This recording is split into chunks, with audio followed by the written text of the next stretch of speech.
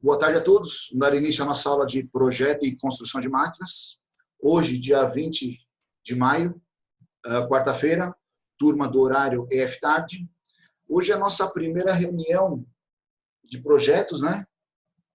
Temos aí, a aula passada a gente passou para vocês uma demanda como atividade final da disciplina, o desenvolvimento, a possibilidade de desenvolvimento, né, de 2 equipamentos distintos. Ficaria a critério de vocês a escolha desses equipamentos. Mostramos aí para vocês as regras, né, as didáticas, a dinâmica, a sequência a ser seguida. Não sei se todos os alunos tiveram acesso à documentação, a aula está gravada, disponível para vocês já. Mandei o link. E aí a gente começa a conversar, né, batendo alguns pontos. Vamos falar primeiro dos equipamentos, né? Então a gente deu aqui alguns requisitos. Alguns alunos já me procuraram para tirar algumas dúvidas em questão de um equipamento e de outro, né? Se pode, se não pode. O que eu recomendo, é o que eu falo para vocês, foi a resposta que eu dei para praticamente todos. Eu quero que vocês tenham esse critério, né? Essa capacidade de avaliação e falar o quê?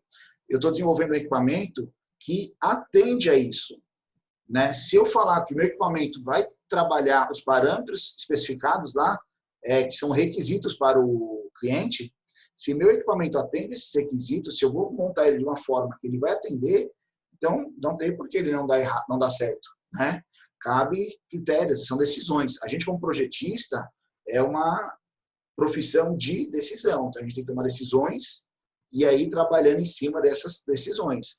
Logicamente, as decisões elas são fundamentadas, são baseadas em relatos, né, em coisas, detalhes, em projetos, em detalhamento, né, configurações que vão dando respaldo e segurança para a gente para ir avançando naquela ideia. Então, falamos aí dos 2 equipamentos, né, uma máquina de abrir pizza e uma máquina de assar pizza, desculpa, uma máquina de abrir de pizza e uma máquina de assar pizza de forma contínua, né? Falamos aí contextualização, fizemos aqui uma discriminação das etapas, né, que a gente vai trabalhar esse projeto. Uma coisa que eu gostaria de lembrar a vocês bem interessante, a forma que a gente montou esse projeto hoje, apesar de ser curtinho, é um trabalho aí que vai dar quase que um mês de trabalho, mais ou menos. Você vai ver que o que diferencia isso aqui de um projeto real para a gente, no dia a dia, é que geralmente os projetos hoje, eles também são quebrados em etapas, né? Antigamente os projetos eles não tinham tanto controle, não tinham tanto monitoramento, então o cara lá entrava, dava uma entrada, daqui 30 dias eu te entrego, chegava 30 dias o cara, falta isso, falta aquilo, estou terminando, né? E não dá, e hoje as empresas elas têm maior planejamento, têm um controle maior. O que acontece?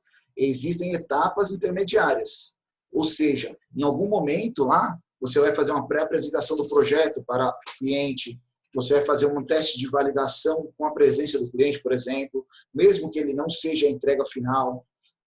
O cliente pode te exigir que você mande amostras do resultado do projeto. Como assim? Aqui nosso exemplo, nós estamos vendo lá que a gente está fazendo a máquina de abrir disco.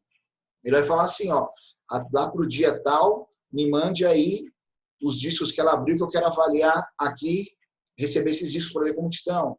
Estou fazendo a máquina de assar. Eu quero que você me mande aí tais discos assados para eu ver como que está lá o comportamento de assar esse equipamento, né? Ou seja, você tem várias etapas de projeto. E, geralmente, hoje em dia, essas etapas elas estão vinculadas a 2 fatores interessantes. Primeiro, lá no caso, seria a liberação de verba. Não só a liberação de verba, muitas vezes, dependendo do projeto, você só pode começar a fazer aquisição se você chegar num patamar do projeto, se você tiver as entregas intermediárias, né? Então, muitas vezes o cara dá um sinal de entrada no projeto, vai dar mais uma porcentagem. Quando for entregue tal percentual do projeto, for apresentado ao projeto preliminar, ou já tiver algum outro ponto detalhado lá, previamente discutido, né? E aí, a diferença disso aí para o dia de hoje é que aqui a gente não recebe valor, né? A gente ganha dots, digamos, criptomoeda, vou falar. Na verdade, são pontuações, né? A gente vai ganhando pontos que vai somando aí a pontuação da nossa atividade. Então, ou seja, são etapas a serem cumpridas. Por isso que eu vou ficar no pé de vocês aí, muitas vezes, mandando mensagem. Mandei hoje, mandei para alguns que não entregaram também ainda. Estou acompanhando lá no material do Unifor Online, né, na aba de trabalho de entrega. E aí a gente vai monitorando. O tempo, em cima, olha o prazo, não sei o que e tal. Então, esse é o intuito aí da gente dar a continuidade, ter essas reuniões, nessas nossas aulas, reuniões, vinculadas ao projeto. Segundo ponto que é interessante, que também acontece no dia a dia, são as penalizações. Cuidado. Hoje em dia, quando você assina um projeto de entrega lá, tenho uma indústria de fabricação metalúrgica e eu trabalho com estruturas metálicas. O cara vai e contrata a gente para cobrir o galpão dele. Nós vamos lá e vamos cobrir. Mas eu tenho meu projeto lá que no dia 30 de abril, 30 de maio, eu tenho que entregar o projeto pronto. Tenho que entregar o galpão coberto. Se eu não entregar, o que acontece? Multa. Muitas das vezes os projetos hoje em dia eles têm multa, né? Caso não cumprimento.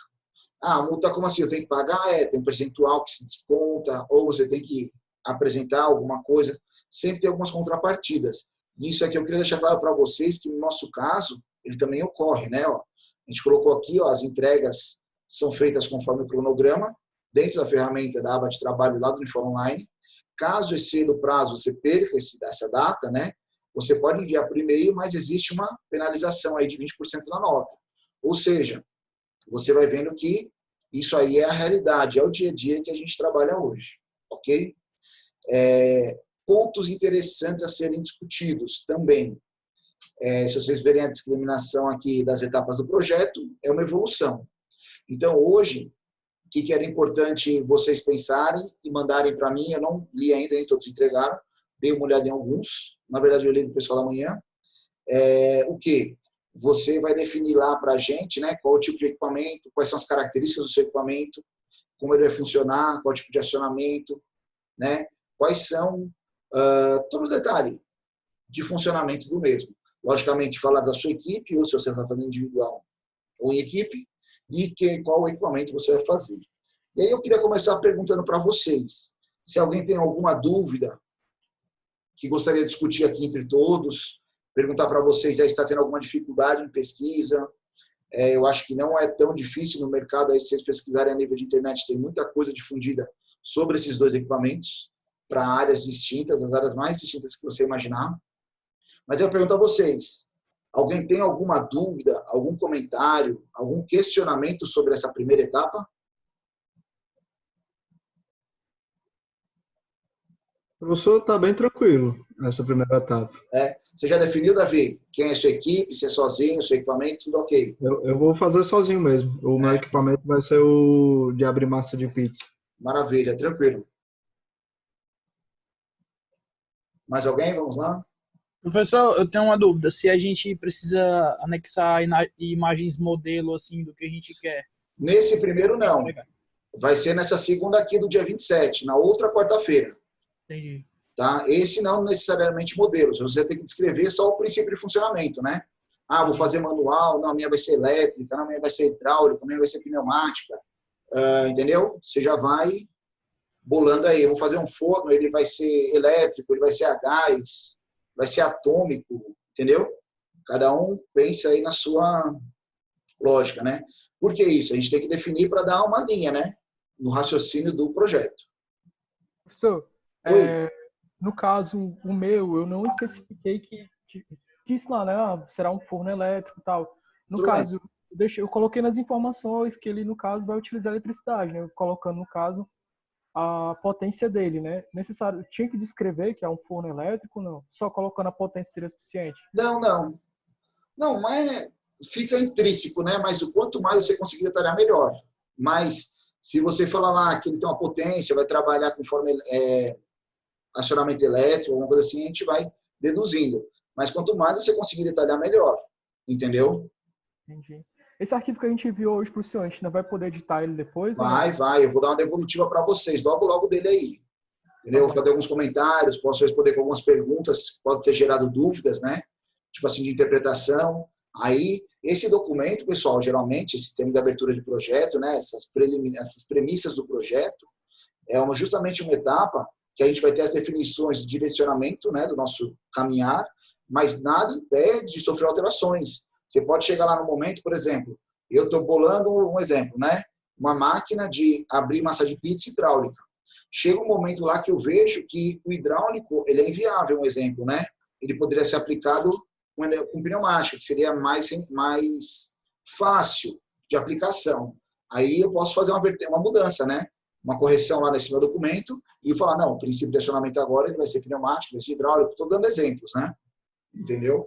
Eu não gosto de dar muito exemplo assim, que eu tenho medo de tendenciar, tá? Mas é uma ideia. Outra coisa que me perguntaram muito também é em relação à documentação. Tipo, esse primeiro documento, né?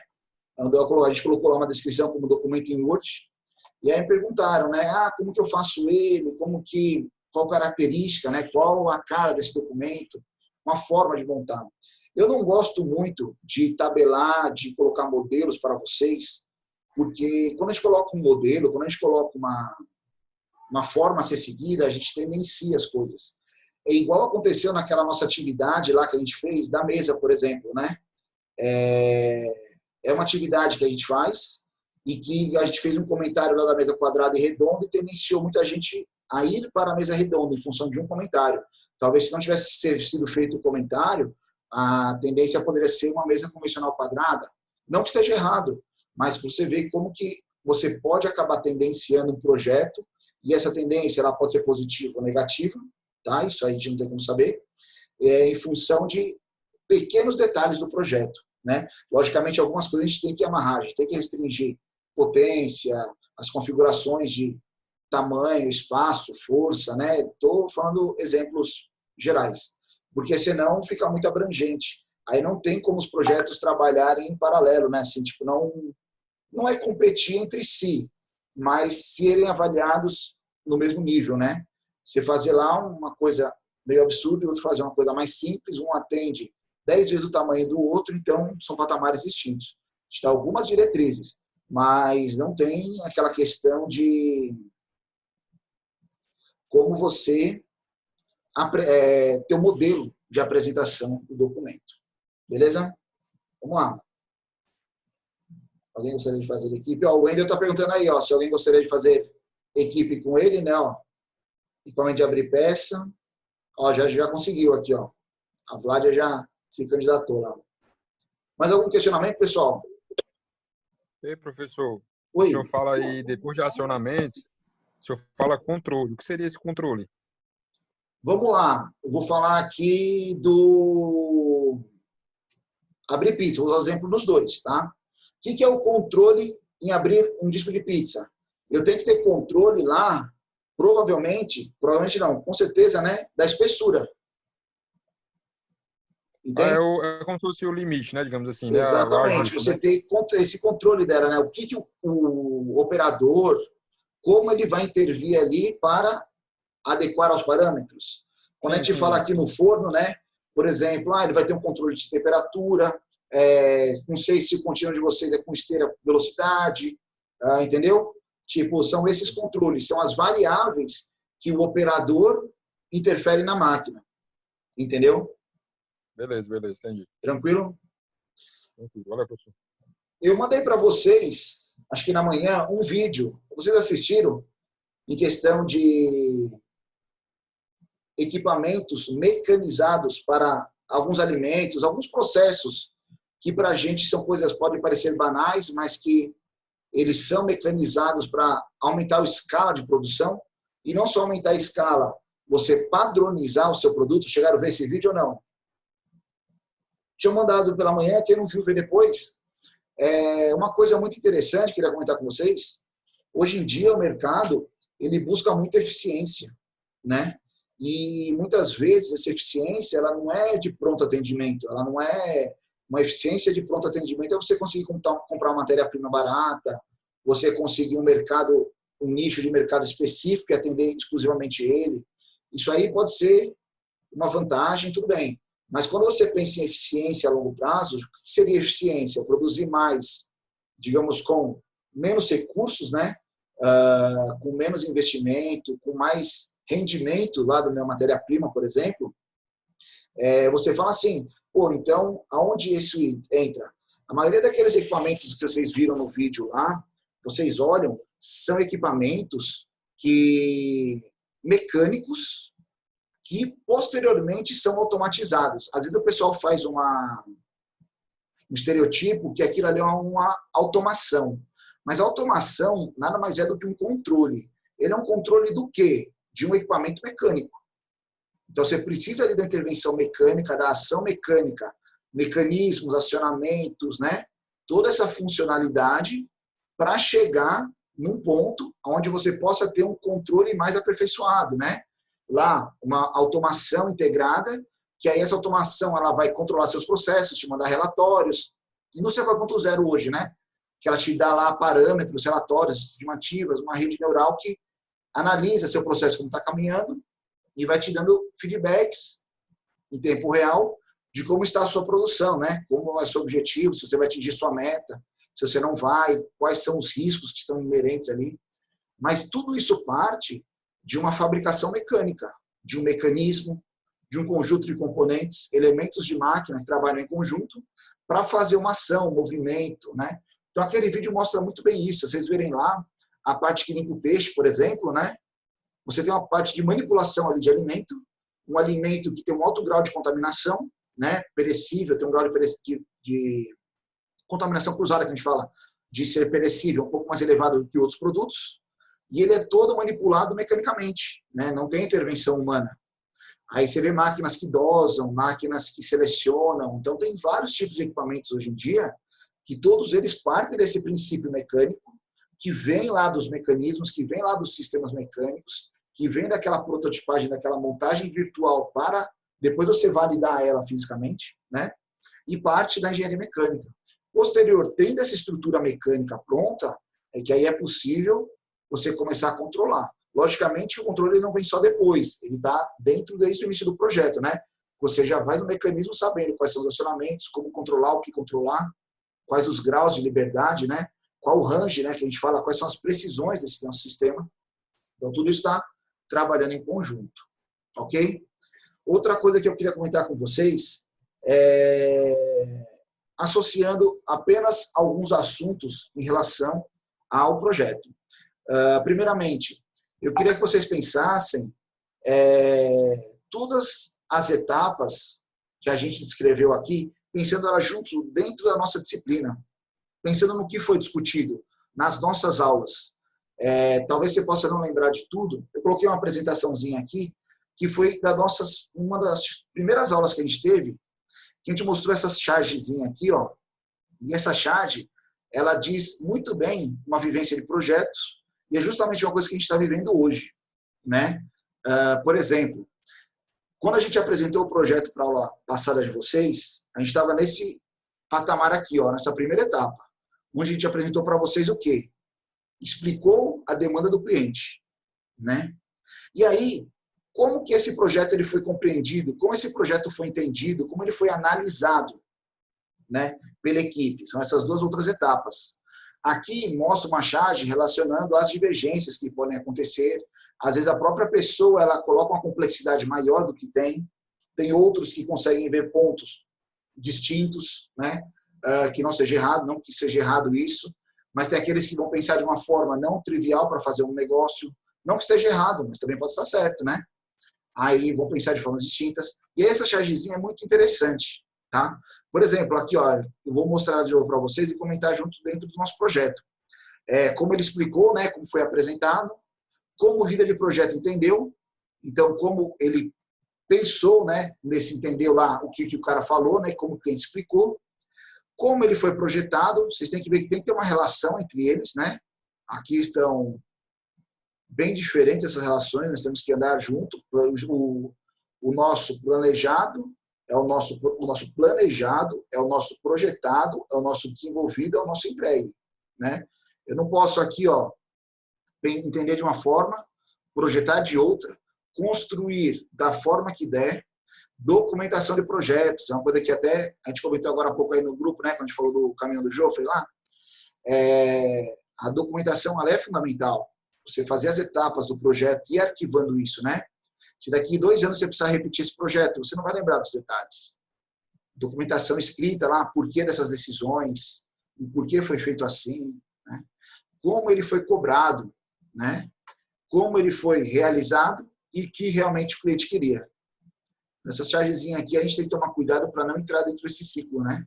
Se você olhar isso aqui, eu vejo uma obra de governo, quando eu vejo isso aqui. Eu vejo uma obra feita pela prefeitura, infelizmente, né? e entregue à população, entregue ao setor. Não é criticando nenhum político, criticando o modelo público de está inerente de quem está lá na frente do projeto, ou à frente do cargo lá. Tá? Mas, infelizmente, é como se andam as coisas. Né? E quando a gente pega esse aqui, a gente pensa assim, foi passada uma ideia para a gente, foi feito uma mentalidade, e aí a gente chega lá, o que é viável, o que não é, até que ponto é interessante, até que ponto não é. Vou mandar para vocês agora um vídeo, vou tentar passar ele aqui na tela, mas se eu mandar, eu vou mandar lá, porque eu acho que na tela aqui vai travar um pouco.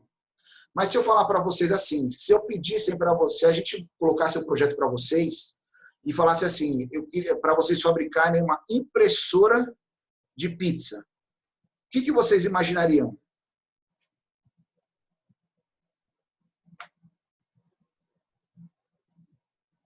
Seria tipo uma impressão 3D aí, professor. Só que no lugar do plástico seria massa de pizza. Bom, pensei que a gente ia comer plástico lá, imprimir a pizza. Vocês conseguem visualizar isso? Imaginar? Seria Sim. bem bacana. Só procurando aqui o vídeo, só um minutinho, que eu me perdi aqui agora, mas eu vou achar. Professor, enquanto isso, deixa eu só te fazer Pode uma perguntar, vamos lá, à vontade, pessoal. Se quiser discutir, É porque, assim, eu não enviei ainda, porque eu tô com uma dúvida aqui, por Vamos exemplo, lá. se como o senhor fala aí no PDF, né, dos requisitos, uma máquina, né, eu queria poder saber se podia ser um mecanismo, porque eu fiz um mecanismo que aí eu acho que seria baratearia, sei lá, não sei como é que fala, iria baratear muito tornar ele mais viável projeto, entendeu? financeiramente. Muito mais viável, pois é. Só que com a continuidade e com o nível de produção mais alto do que fazer manualmente, né? Mas Entendi. não uma máquina, não. Deixa eu te perguntar uma coisa, o que diferencia uma máquina e um mecanismo? Eu acho que é o operador, né? Não, o operador não. Não, eu também não tenho uma resposta certa. Estamos discutindo, fique Eu acho que tranquilo. seria se ela fosse energizada, né? Fosse. Então, uma máquina manual não seria uma máquina? Cuidado, eu não estou criticando, estou só colocando as ideias. Muitas vezes você pode chamar como um mecanismo, mas pode ser uma máquina, é um equipamento. Né? Seria um mecanismo, seria uma parte da máquina, talvez. Também, pode ser, né? A máquina ser um maior, né? Várias etapas, e você está desenvolvendo uma parte do mecanismo, né? Uma parte da máquina. Poderia ser também. Mas fique tranquilo, mecanismo, máquina, ele ser manual, ser automático, é um projeto, é um equipamento. Vamos pensar em equipamento, né? Tipo, ele é um equipamento. Pode ser um acessório de uma máquina, pode ser uma parte de uma máquina, entendeu? Mas ele é um equipamento, né? Fiquem tranquilos. Mas, assim, mas sua dúvida qual que era, Carlos? Não, era se precisava ser automatizado mesmo o processo, ou se podia. Não, pode ser 100% manual. Tá? Teve alunos que já me mandaram projetos que ideias aqui discutindo comigo que não tem nenhum consumo de recurso. O recurso é humano. Então, ela é 100% manual, entendeu? É um detalhe, entendeu? Aí, se essa máquina por exemplo, ela é 100% de esforço manual, vantagem? Pode ser que sim, pode ser que não. Será que ela não pode gerar uma ergonomia lá? Como a gente pode falar, esqueci o termo agora. Uma condição de trabalho não corretamente, ergonomicamente correta para o operador, gera lá uma layer, né, um esforço repetitivo, né? Alguma coisa, não sei. Estou só comentando, estou sendo bem abrangente, entendeu? Não estou criticando nem nada. Estou só colocando os pontos. Aí será que valeria a pena, então, o cara colocar um motor elétrico lá e o cara apertar um botão toda vez? Só de ele apertar um botão, ele pode ter um esforço repetitivo lá e pedir um afastamento, né? Infelizmente, mas são só pontos, né? A gente analisar. Pessoal, não fiquem loucos. Sempre vai ter um problema no seu projeto. Você não vai conseguir corrigir tudo, atender todas as demandas, ser 100% eficiente. Sempre vai ter um detalhe que vai ficar faltando. É aquilo que eu sempre digo. Você, como projetista, vai ser o primeiro a saber como melhorar ele quando ele acabar. Você vai saber todos os problemas, defeitos, o que poderia ser melhor, mas fiquem calmos. O projeto ele tem que ter... Nunca o primeiro projeto fica igual o próximo, né, professor? Sempre tem melhorias, né?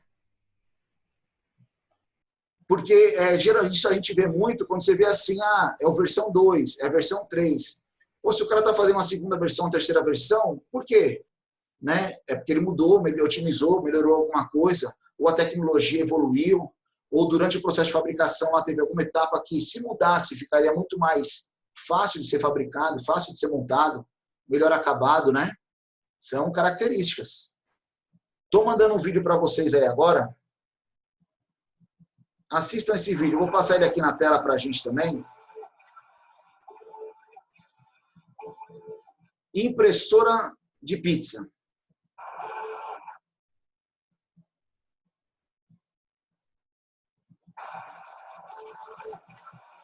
Não consigo jogar ele na tela. Só um minuto.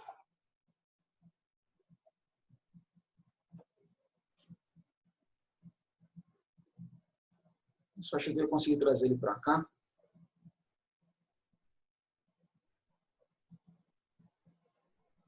Inclusive, falando aí, se tiver alguém sem dupla ainda, eu vou estar enviando já aí pro professor o meu, aí, se tiver precisando, para ajudar aí. Legal. Pronto. Vou fazer assim. Ei, professor. Oi. Nessa primeira parte, eu tenho que necessariamente dar características quantitativas da minha máquina ou não necessariamente? O que seria o quantitativo seu? Desculpa, vamos lá. Tamanho, você fala? Velocidade de produção também, né? Sim, algumas seriam interessantes. Sim, algumas seriam interessantes. Sim, eu acho assim, não é o momento, a gente não teria como falar muito questão de dimensões, né? Essas coisas. Mas de produtividade seria interessante, porque também são parâmetros que servem como base para você projetar. Entendeu? Curso, entendeu? Mecanismos, acionamentos, são coisas assim, interessantes a gente já detalhar, porque vai chegar um momento que ela tem que ser definida. Quanto antes ela for definida, melhor para o desenvolvimento, né? Porque tudo vai trabalhando em conjunto. Se você chegar com uma demanda posterior ou um detalhamento posterior, pode impactar em outras decisões já tomadas. Entendeu? Entendi. É porque tem alguns parâmetros mesmo que a gente só vai saber quando estiver fazendo, né? Exatamente, com certeza. Que aí já é desenvolvimento, né? São consequências, né? Entendeu? Conseguiram ver o vídeo aí? Passando ele aqui na tela, não sei se ele vai ficar pulsado para vocês. Tá dando para ver, professor. Tá tranquilo. Isso é uma impressora de pizza.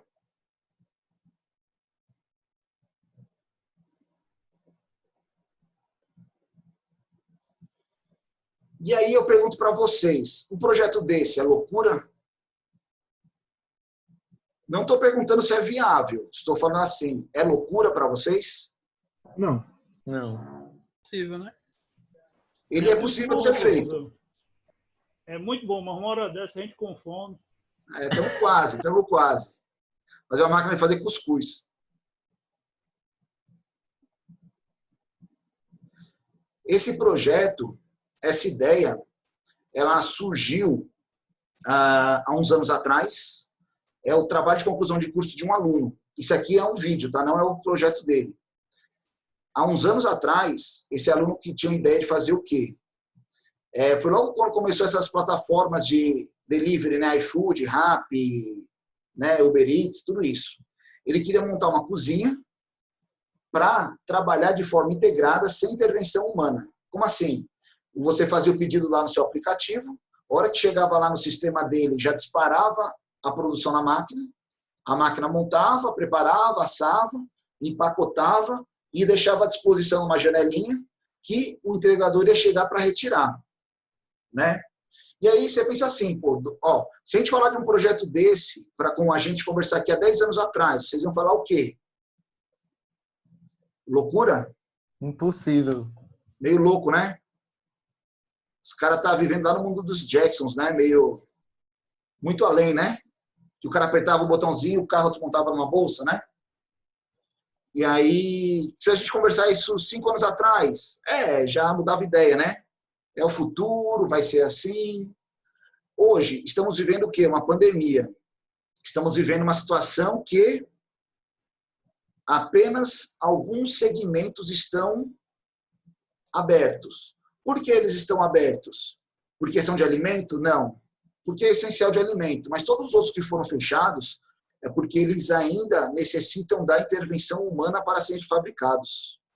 Se você tivesse uma linha, produção, independente de alimento, independente do que fosse, que ela não tivesse a intervenção humana no processo, justificaria essa linha parar? Acho que não, né? Principalmente agora, professor, com essa Oi? pandemia, o pessoal está muito ligado em relação à higiene. Isso daí dá Exatamente. uma garantia a mais.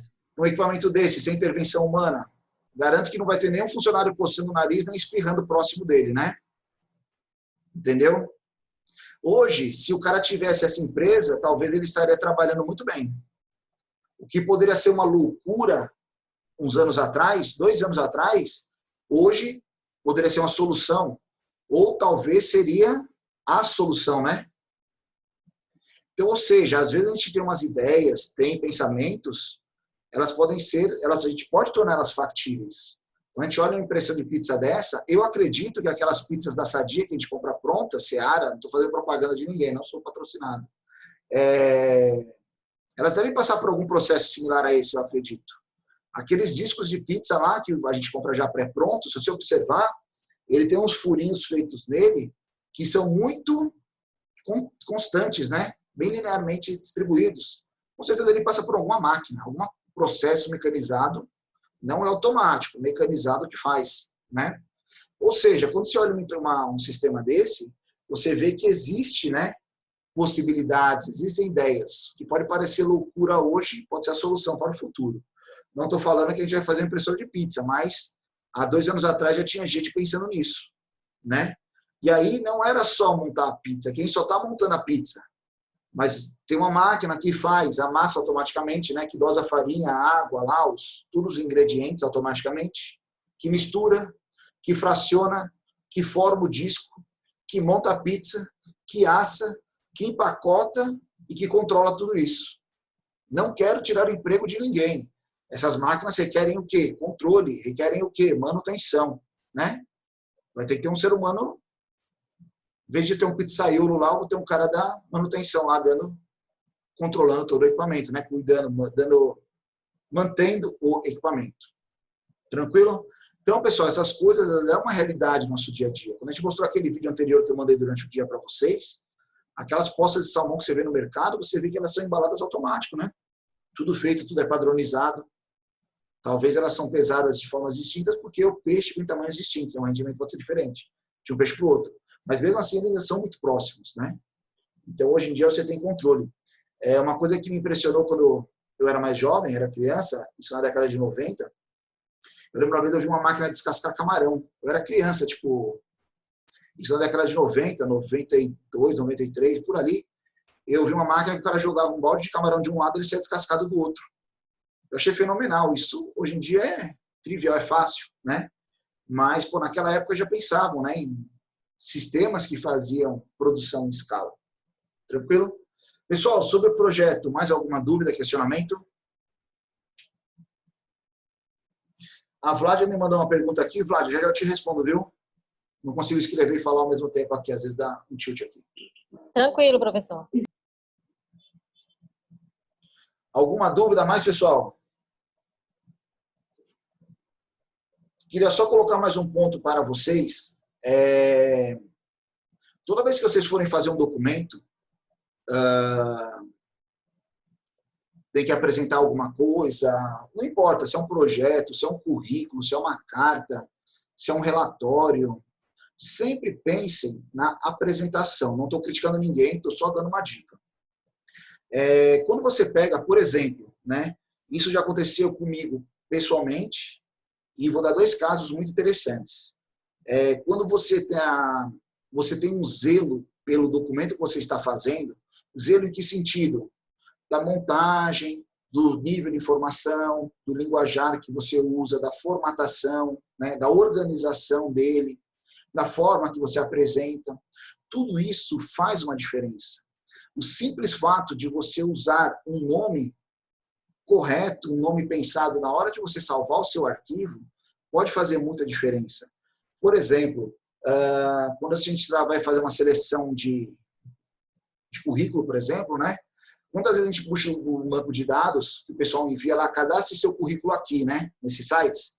E você baixa esse banco de dados, tem lá assim, eu tenho 200 currículos e um documento com o nome do José Pereira de Souza, do Francisco da Silva, né?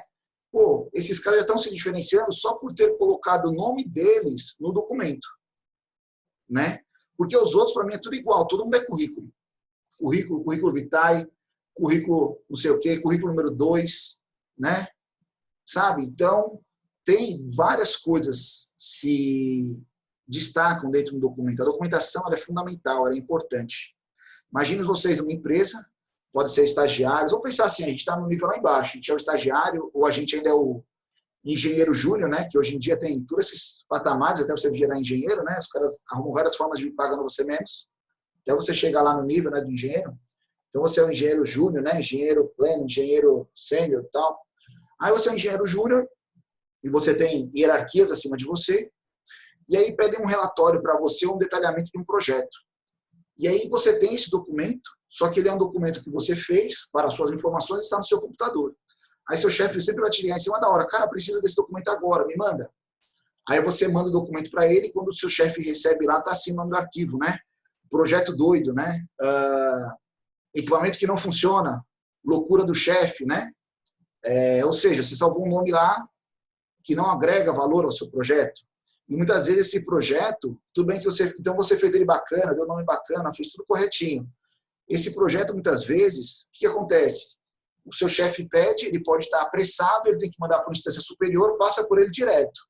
Ele só encaminha lá para a instância superior. Esse cara, quando chegar lá em cima, vai falar, pô, coisa bem feita, né? Quem fez isso? Porque esse cara se destacou, quais são, né? Tal, interessante, muito bem feito. Quem fez isso? Ah, foi lá o último elo da corrente lá, o cara lá embaixo. Pô, esse cara aí tem um diferencial, né? O cara aí é zeloso, ele é cuidadoso, ele tem vários detalhes. 2 fatos interessantes em relação a isso. Um é presenciado, que eu vi aconteceu, e o outro é fatos, eu li, tem no documentário deles também essa história, tá? Primeiro deles, eu tinha um funcionário que trabalhava no setor comercial e ele atendia muito cliente pelo WhatsApp, né? E quando você até às vezes atende pelo WhatsApp, você salva o nome do cliente lá, né, em cima. Salva o contato da pessoa no cliente e do cliente no seu celular e conversa com ela pelo WhatsApp, tal, para você se lembrar quem é também. E ele salvou o nome do cliente como cliente chato, né? Ele era um cliente exigente, mas ele colocou lá como cliente tal chato. E um dia vai, um dia vem nessas conversas, não sei o que, pediram uma informação, ele, na inocência, infelizmente, bateu um print da tela e mandou, né, o print da tela para a cliente. O que foi a primeira coisa que a cliente viu?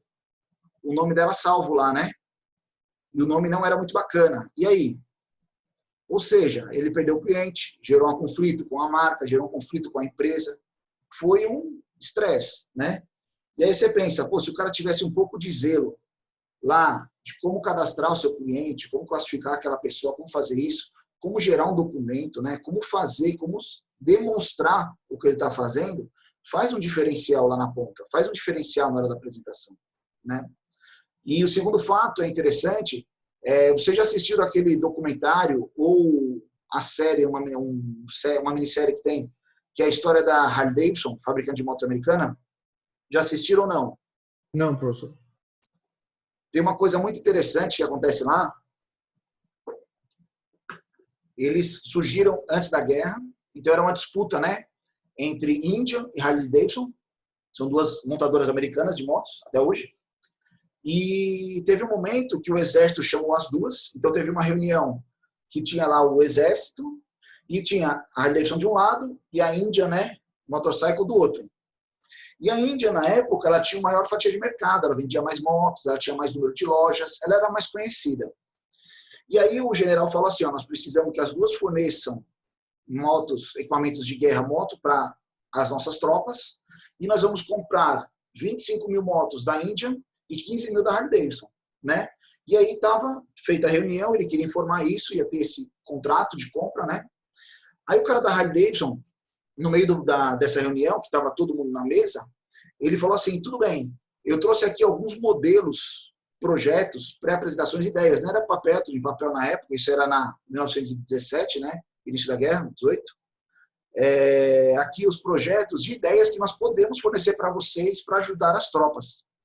E aí o cara começou a olhar, né? O general lá, o cara do exército, começou a olhar os projetos, interessante, tal, olhando. E aí o cara da outra fabricante da Imbe falou assim, a gente não podia trazer nada porque a gente não sabe o que vocês querem ainda, né? Queria se pôr no meio ali. E aí o cara da Harley Davidson ainda falou assim, depois da reunião, né? Ele pensou assim e apenas comentando falou, e além dessas ideias que a gente trouxe, a gente queria fazer uma proposta de abrir um grupo de treinamento para que os oficiais sejam os mantenedores dos seus equipamentos. Como assim? Em vez de, durante a batalha, sua moto quebrar, o seu equipamento quebrar, ele esperar uma outra equipe vir dar manutenção, ele mesmo pode dar manutenção no equipamento, e isso se tornar uma vantagem no campo de batalha, né?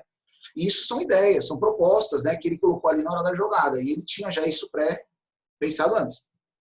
E como fazer isso? Não, dar treinamento para soldados e tal, uma mecânica simples. Resumindo, no fim da reunião, cada uma delas forneceu 20 mil motos, né? Então, a que ia fornecer 15 chegou a 20, a outra que ia fornecer 25 passou a fornecer só 20. Elas tiveram a mesma fatia de mercado. O que fez a diferença? Na apresentação, né? Não foi capacidade de mercado, não foi exposição de marca, não foi abrangência nacional, foi apenas a forma de se apresentar, a forma de você expressar o seu documento, expressar o seu produto, expressar a forma com que você vai fazer o seu projeto. Então é bem interessante isso aí, são coisas que a gente vê, esse da Harley Davidson tem um histórico, tem na história deles, esse fato, e você consegue ver na minissérie. Quem não assistiu, assiste, é bem interessante. São 3 horas só, são só 3 capítulos, é bem curtinho, e é bem legal. Tranquilo? Voltando à nossa realidade, sobre a nossa aula, sobre o nosso projeto. Alguma dúvida? Ainda não. Ainda não, beleza. Pessoal, conversem entre si, vejam as etapas de entrega. Segunda-feira, nós vamos ter uma reunião de projeto, nós vamos discutir novamente ideias, dúvidas, tipos de acionamento, características, mas daqui para lá é fundamental que vocês dediquem um pouco do seu tempo do dia a nível de pesquisar, detalhar, pegar informações. Se você está trabalhando em dupla, converse com o seu parceiro, né? Veja, comece lá, porque assim que vai começar, igual o Geoffrey falou, vão começar a surgir as dúvidas. Ainda não tem, porque muitos talvez não tenham ido a fundo ainda de como fazer o seu equipamento. Beleza? Pessoal, mais alguma consideração, dúvidas, questionamentos? Por aqui tá tranquilo. Maravilha. Pessoal, agradeço a atenção de vocês. Qualquer dúvida, estou à disposição nas nossas ferramentas de comunicação. Tem o grupo do WhatsApp, tem o Torpedo do Unifor Online, tá? Comunicação é fundamental. Qualquer dúvida, estou à disposição. Bom de fim de semana a todos. Trabalhem com calma, trabalhando um pouquinho por dia. Chega lá no final a somatória, é um resultado bem satisfatório do que você deixar todo o trabalho para ser entregue em um único momento. O seu rendimento não é o mesmo, ok? Bom fim de semana a todos. Qualquer dúvida, estou à disposição. Um abraço, até segunda. Valeu, professor. Boa noite. Professor, obrigada. Boa noite. Valeu, professor. Valeu, professor. Valeu, pessoal. Boa noite. Bom fim de semana.